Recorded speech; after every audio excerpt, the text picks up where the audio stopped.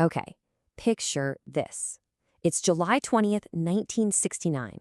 Over 650 million people around the globe are absolutely glued to their TV sets watching these grainy, black and white images coming from, 400,000 kilometers away. And they see this figure in a big, bulky suit, carefully stepping down a ladder. A boot hits the alien soil. And just like that, history is made. And with those words, those absolutely immortal words, Neil Armstrong becomes the first human being to ever walk on the moon.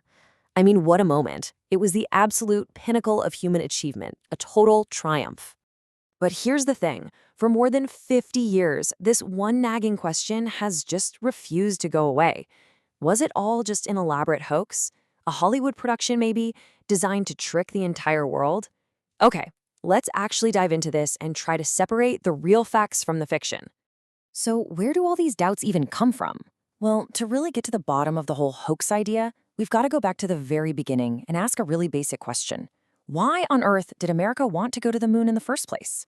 A lot of conspiracy theories claim the whole thing was faked just to win a war. And you know what?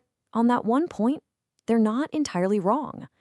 See, the driving force behind the entire Apollo program, it wasn't just about scientific curiosity. It was all about the Cold War. Yeah, this wasn't just some big science project. This was a super high-stakes competition for technological and ideological supremacy between the United States and the Soviet Union. In the Soviets, they kept landing these major blows to American pride. First, Sputnik in '57, bam! Then the first man in space, Yuri Gagarin, in April of '61. America was just plain losing. So just 1 month later, President John F. Kennedy makes this incredibly audacious promise. America would put a man on the moon and bring him home safely before the end of the decade. And with that, the race was officially on. The sheer scale of this effort, it's honestly breathtaking. It took a national mobilization of nearly 500,000 people, all pushing towards one single goal. They launched mission after mission, testing every single component, every system, just pushing the absolute boundaries of what was possible. They even went through incredible tragedy, like the Apollo 1 fire that killed 3 astronauts. But the pace was just relentless. Kennedy's deadline was right there, looming over everything. Now, conspiracy theorists often say that faking the landing would have been way easier than actually doing it.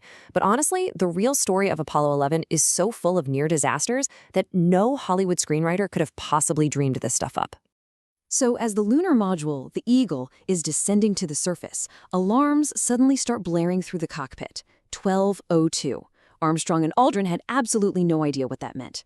They frantically radioed Mission Control, who, in a complete split-second decision, just told them to ignore it.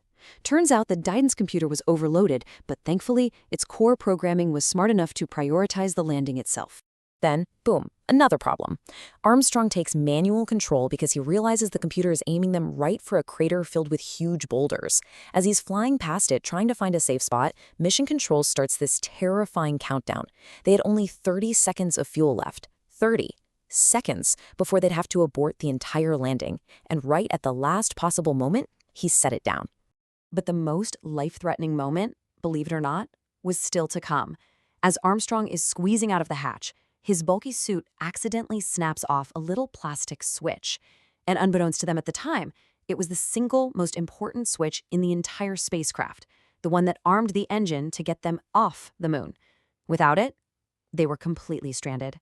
So after they find the broken switch, they tell a pretty stunned Mission Control. But it was actually Buzz Aldrin who came up with this totally ingenious solution. He realized he didn't need the switch itself. He just needed something to complete the electrical circuit. So he takes out his felt tip pen, pushes in the tiny breaker behind where the switch was, and it worked. A multi-billion-dollar mission was saved by a pen. The risks were so unbelievably high that President Nixon actually had a speech prepared just in case the worst happened. It began, "Fate has ordained that the men who went to the moon to explore in peace will stay on the moon to rest in peace." It's just incredible to think about. Thankfully, he never had to read it. So, given all that real-life drama, where did all these hoax theories come from anyway? Well, they usually circle around a few key pieces of so-called evidence from the photos and videos. Okay, first up, the fluttering flag.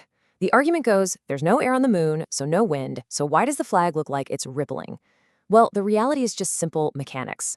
NASA knew a normal flag would just hang there, totally limp. So they designed it with a horizontal rod on top to hold it out.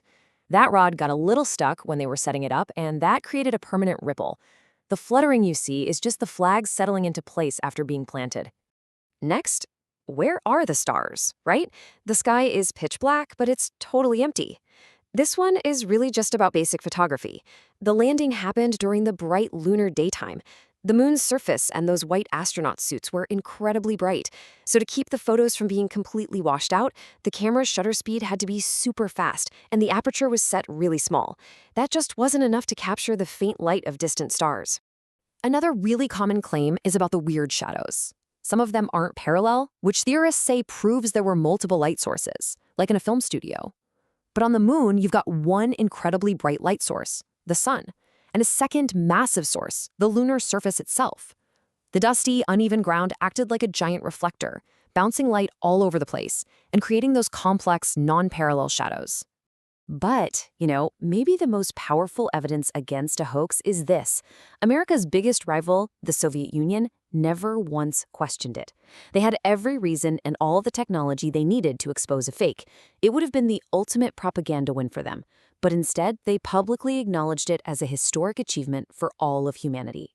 So the landing was real, but it came at an incredible price. And that has led to a legacy that is way more complicated than just some footprints and a flag. In today's money, the Apollo program cost well over $100 billion. And in the middle of the Vietnam War and all the social unrest at home, a lot of people felt that money could have been spent better right here on Earth. But while the cost was huge, the return on that investment was staggering, and in ways nobody saw coming. NASA's relentless push for new technology led to countless spin-offs we use every single day, from GPS and medical imaging to the very device you're watching this on. The need for small, light, and reliable computers for Apollo basically created the market for integrated circuits, the microchip. This caused the price of chips to absolutely plummet, which kickstarted the entire modern computer revolution. And yet, just 3 years after Apollo 11, the whole program was canceled. After 6 moon landings, I guess public fascination had just faded. The political will was gone. With the space race won and a lot of pressing problems here on Earth, the funding was cut and missions all the way up to Apollo 20 were just scrapped. But now, after half a century, humanity is actually getting ready to go back. NASA's new Artemis program is aiming to land astronauts on the moon again within this decade. And they have a clear goal: to send the first woman and the first person of color to the lunar surface. And this brings us to a final, really fascinating question. The first time we went to the moon, it was all about winning a race, a geopolitical contest. But this time, the motivation is different. It's about science, collaboration, and building a long-term human presence beyond Earth. So as we're standing on the brink of this whole new era of lunar exploration, the question isn't just if we can do it, but what we hope to find when we get there. What will this next giant leap teach us about the moon, about our solar system, and ultimately, what will it teach us about ourselves?